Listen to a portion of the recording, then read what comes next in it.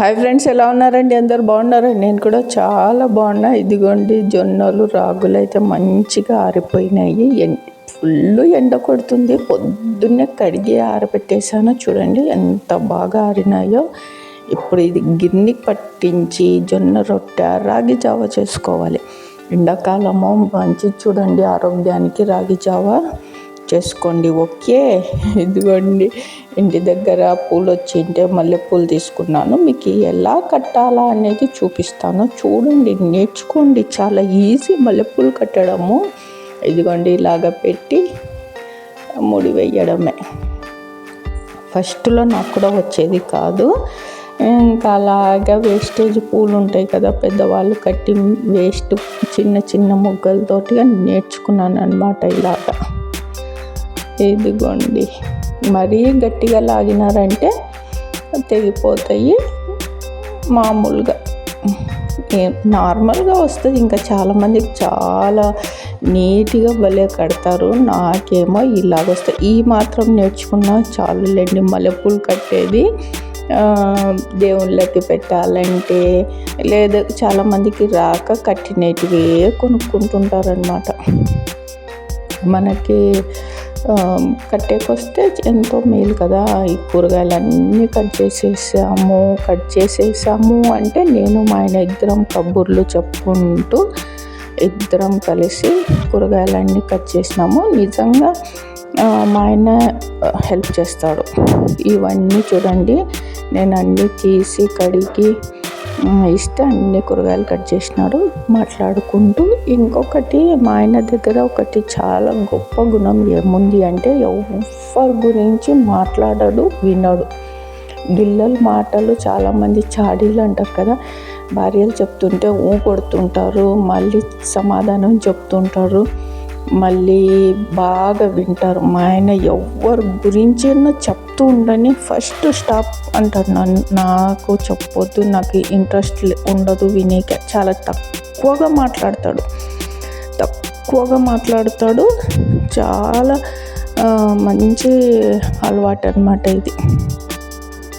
అప్పడాలు, సాంబారు అన్నీ కలిపిన కూరగాయల కర్రీ అన్నీ, అంటే క్యారెట్, క్యాబేజ్, ఆలు, టమాటాలు, పాలకూర అన్నీ వేసేసాను. తర్వాత ఇదిగోండి మామిడికాయ చట్నీ, తర్వాత వచ్చేసి సాంబారు, నెయ్యి, వెల్లుల్లి కారము, రైస్. కడుపు నిండా తిన్నామన్నమాట. అప్పడాలు కూడా వేయించుకున్నామండో. ఇదిగోండి అప్పడాలు, ఊరమిరపకాయలు. బాగా తినండి.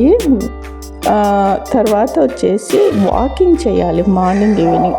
వెయిట్ పెరగకుండా కడుపు నిండా తినాలి, మంచిగా ఆరోగ్యంగా ఉండాలి. ఓకే, చూడండి కూరగాయలు అన్నీ కలిపి వండేసాను కాబట్టి పిల్లలకి మంచిగా అన్ని విటమిన్స్లు అందుతాయి. క్యారెట్వి, తర్వాత వచ్చేసి టమాటాలు, పాలకూర అన్నీ వేసేసాను.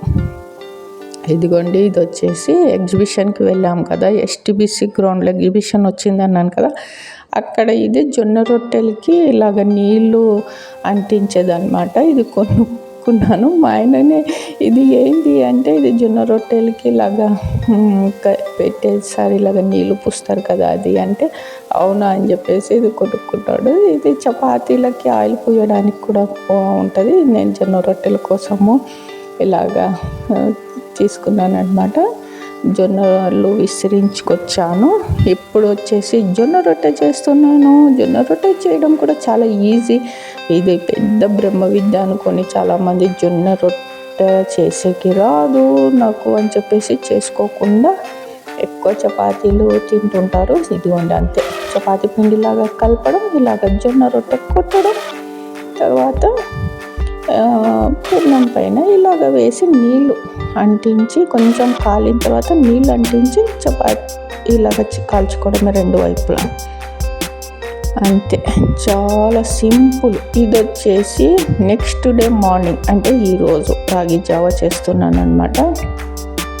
రాగి జావలో ఏమేస్తానంటే, ఫస్ట్ నీళ్ళు, చక్కెర, కొంచెం ఇలాచి, పాలు వేసి నీళ్ళల్లో కట్టకుండా పిండి కలుపుకోవాలన్నమాట. ఇదిగోండి ఇప్పుడు వేస్తున్నాను చూడండి. అలాగా నీళ్ళు మరిగేటప్పుడు ఇంకా అది వేసేసి ఇలాగ కలిపేసుకోవడం. అంటే చాలా సింపుల్ రాగి జావ చేసుకోండి. మార్నింగే చేసుకొని చల్లగా అయిన తర్వాత పొద్దున్నే తలా ఒక గ్లాస్ ఫ్యామిలీ మొత్తం తాగండి. Okay, bye, subscribe.